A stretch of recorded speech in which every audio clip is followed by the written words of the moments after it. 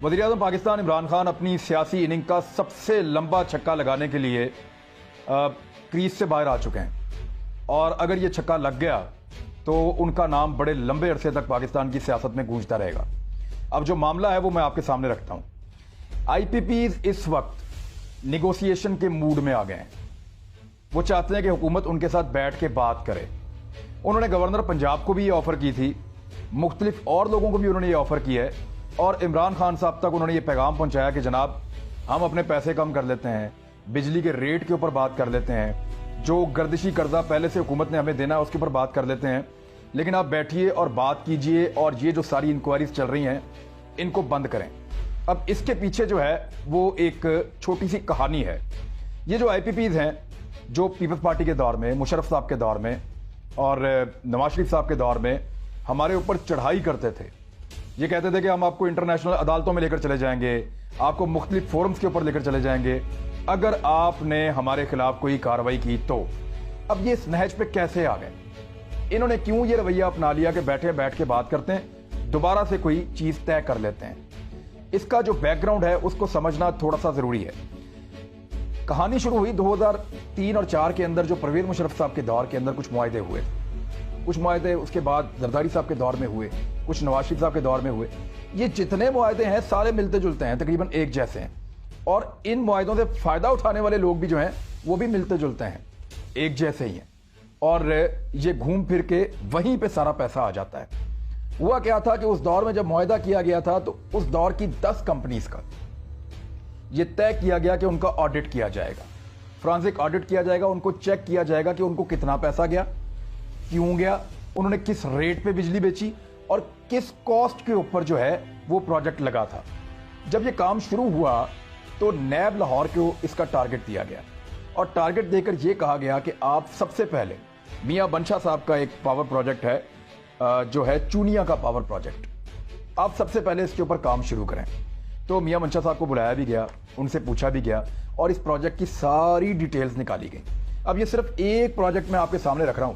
जो inquiry report Imran Khan साहब के सामने रखी गई है वो इस एक इंक्वायरी की बुनियाद के ऊपर बनी है, क्योंकि बाकी सारे भी ऐसे ही हैं, बाकी सबके सब ऐसे हैं। तो ये सिर्फ मियां मनशा साहब की एक जो चूनिया वाला पावर प्रोजेक्ट है उसके बारे में जो इंक्वायरी है वो अब मेरे पास यहाँ मौजूद है, मैं आपको उसके बारे में बताता हूँ। उसमें हुआ ये कि तय पाया था उस दौर में कि 80% पैसे देगी गवर्नमेंट और 20% देगा वो प्राइवेट आदमी जो पावर प्लांट लगाएगा, आईपीपीज का पावर प्लांट जो आदमी लगाएगा। 10 पावर प्लांट लगे थे, उनमें से 6 जो थे वो तेल पे चलने वाले थे और 4 जो थे वो एलएनजी पे चलने वाले थे। अब उन्हीं में से एक तेल पे चलने वाला ये पावर प्लांट है जिसके ऊपर अभी तहकीकात हुई हैं और वो मैं आपके साथ शेयर कर रहा हूं। तो हुआ ये कि जब ये पावर प्लांट लगा तो इसके अंदर जो पहला घपला हुआ, घपला नंबर 1, कि वाटसेला नामी जो कंपनी है उसकी मशीन जो है वो यहां पे लगाई गई, उसका प्लांट जो है वो यहां पे नस्ब किया गया। अब इस प्लांट का एक मैनुअल होता है, जो मुल्क इसको बनाता है उसका एक मैनुअल होता है, उसके अंदर लिखा होता है इसकी कॉस्ट क्या है, ये किस तरह लगती है, किस तरह काम करती है, इसको किस हद तक आप हीट दे सकते हैं, बाकी सारी चीजें ब्ला ब्ला, इसके अंदर हर चीज शामिल होती है। इसकी कैपेसिटी क्या है और इसकी उम्र कितनी है और ये कितने में, ये कितने पैसों में आपको मिलती है, ये सारी चीजें उस मैनुअल बुक के अंदर होती हैं। अब वो जो किताब है वो लोकल छपवाई गई थी यहाँ पे। मजे की बात यह है, और लोकल छपवाने के पीछे जब इंक्वायरी हुई तो पता चला कि इसको लोकल इसलिए छपवाया गया कि इसकी कॉस्ट ज्यादा बताई गई। मिसाल के तौर पे ये मशीन 100 रुपए में पाकिस्तान में आके लग रही थी तो इसकी कॉस्ट बताई गई 150 रुपए या 200 रुपए। अब 80% पैसे हुकूमत ने देने थे और 20% पैसे उस प्राइवेट आदमी ने देने थे जिसने ये आईपीपी लगाना था या ये पावर प्लांट लगाना था। तो उसमें हुआ ये कि इसकी कीमत को ज्यादा शो किया गया और गवर्नमेंट से ही पैसे लेकर सारे के सारे पैसे गवर्नमेंट के इस्तेमाल करके ये प्लांट लगा दिया गया। और इवन यहां तक हुआ कि गवर्नमेंट ने जिन इन्वेस्टर्स को लेकर आई आईपीपीज के लिए उनको भी बैंकों से लोन दिलवाया था, उन्होंने भी कोई जेब से पैसा लगा के, जेब से पैसा खर्च के ये काम नहीं किया था। एक और चीज इसमें क्या हुई, इसमें जो कैपेसिटी है वो उसके अंदर हेर फेर किया गया कि इतना तेल इस्तेमाल होगा तो इतनी बिजली बनेगी। अब वो तेल की मिकदार ज्यादा बता दी गई। यहां पे मिसाल के तौर पे अगर 1 लाख लीटर तेल आता है तो उससे जो बिजली बनती है वो बताया जाता है कि ये 1 लाख लीटर से बन रही है, लेकिन वो बिजली 70,000 लीटर से बन जाती है اور وہ بجلی دے دی جاتی ہے گورنمنٹ کو. اب باقی کا 30,000 لیٹر کہاں جاتا ہے؟ اس پہ تفتیش شروع کی, اور جب نیب نے اس کے اوپر تفتیش کی تو پتہ چلا کہ لاہور میں ایک سٹی ٹاور ہے. اس سٹی ٹاور کے اندر بیٹھا ہوا ایک آدمی, وہ ایک بروکر کے طور پہ کام کر رہا ہے, اور یہ جو اضافی تیل پاور پلانٹس کا ہوتا ہے, یعنی وہ یہ بتاتے ہیں کہ ہم نے 100% تیل استعمال کر لیا ہے, ان کو سبسڈائز چیزیں ملتی ہیں, یہ پیچھے سے تیل لے کر آتے ہیں, یہ کہتے ہیں 100% استعمال کیا, اتنی بجلی بنی ہے, یہ آپ لے لیں جی, اس کے پیسے میں دے دیں بجلی کے.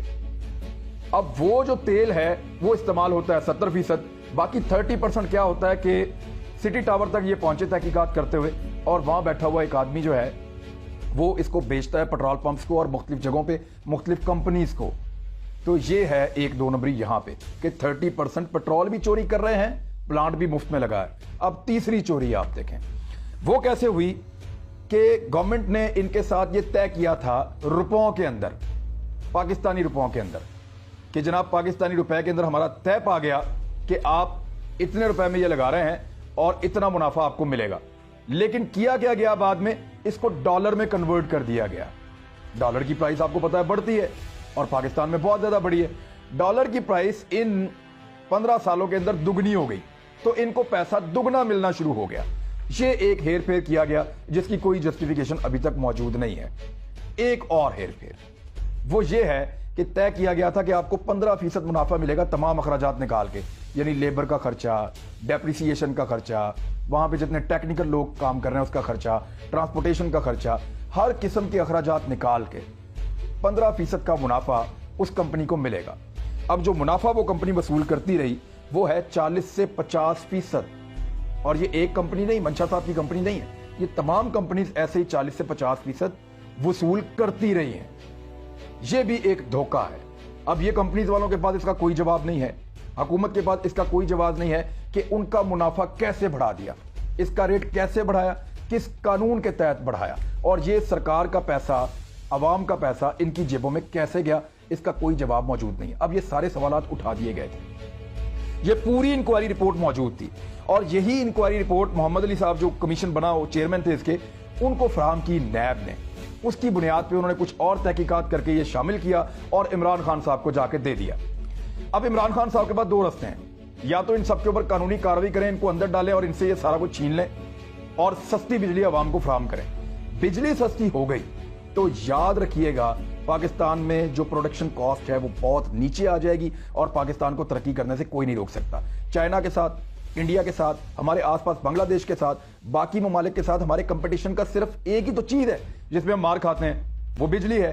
نیب کو اس بیچ میں اور حکومت پاکستان کو سینکڑوں ٹیلی فون کالز اور سینکڑوں ای میلز موصول ہوئی ہیں, پیغامات موصول ہوئے ہیں کہ جناب آپ کسی طرح بھی آئی پی پیز کو اگر قابو کریں اور یہ چور بازاری آپ روکیں اور بجلی کی کاسٹ کو نیچے لے کر آئیں تو ہم کمپٹیشن میں آ جائیں گے, اور پاکستان کی ایکسپورٹ بہت زیادہ بڑھ جائیں گی, اور پاکستان اکنامک لحاظ سے دنیا میں واپس آ جائے گا, پاکستان کو ہوش آ جائے گی.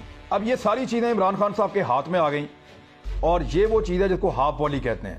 اب عمران خان جیسے پلیئر کو آپ یہاں بال دے دیں بیچ میں بلے کے آگے تو چھکا تو وہ مارے گا. اب آپشن عمران خان کے پاس ہے کہ اس نے لیگ پہ چھکا مارنا ہے یا اسٹریٹ پہ مارنا ہے. اس کی وجہ یہ ہے کہ عمران خان صاحب یا تو ان کے اوپر قانونی کارروائی کر کے ان کو گرفت میں لے کے ان سے زبردستی یہ کام کروا سکتے ہیں, یا ان کو بٹھا کر نیگوسیشنز کر کے ان کو اس چیز پہ لا سکتے ہیں جو اب یہ آہستہ آہستہ ماننا شروع ہو گئے ہیں. وہ ری نیگوسیشن بھی کریں گے, بجلی کی قیمت بھی کم کریں گے, اور جو گردشی قرضہ ہے اس کے اندر بھی گنجائش نکالیں گے. تو پاکستان کے لیے, پاکستان کے مینوفیکچرر کے لیے, گھروں میں بجلی استعمال کرنے کے لیے جو لوگ استعمال کرتے ہیں, سب کے لیے یہ ایک اچھی خبر ہے.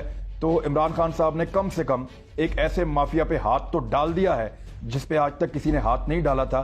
اب دیکھنا یہ آنے والے دنوں میں کہ یہ ہاتھ کتنا پکا ڈالا ہے, کیونکہ اس میں نام بڑے مزیدار ہیں, وہ میں آپ کو بتا دیتا ہوں. اس میں جو بینیفیشریز ہیں میں ان کے نام لے لیتا ہوں آپ کے سامنے. ندیم بابر صاحب عمران خان صاحب کے ساتھ ہوتے ہیں, بینیفیشری ہیں. رزاق داؤد صاحب وہ بھی اس کے بینیفیشری ہیں. سیف الرحمان صاحب نواز صاحب کے پرانے ان کے رشتہ دار ہیں, یہ بینیفیشری ہیں. عمر ایوب صاحب وفاقی وزیر ایک وائے سے, یہ بھی اس کے بینیفیشری ہیں. تو کم سے کم 3-4 لوگ تو عمران خان صاحب کے قریب ہیں جو اس سارے پروسیس کے بینیفیشریز ہیں. میاں منشا صاحب ہیں, وہ شریف خاندان کے قریب تھے, اور دیگر اور کچھ لوگ ہیں. تو یہ صرف 10 آئی پی پیز کی بات نہیں ہے, اس کے بعد لگنے والے اور اس کے بعد لگنے والے, ان تمام کو بٹھا کے چیزوں کو سیٹل کیا جا سکتا ہے. میرے خیال میں یہ ہو جائے تو ہم سب کا بڑا بھلا ہو جائے گا. یہ انفارمیشن میں نے آپ تک پہنچائی. اگر آپ کو پسند آئی تو آپ میرے چینل کو سبسکرائب کریں, لائک کریں, شیئر کریں, دوستوں کو بتائیں یہ انفارمیشن, تاکہ سب کو پتا ہو کہ ڈاکہ پڑا کہاں پہ ہے اور پکڑا کیسے گیا ہے. اپنا خیال رکھیے گا. اللہ حافظ.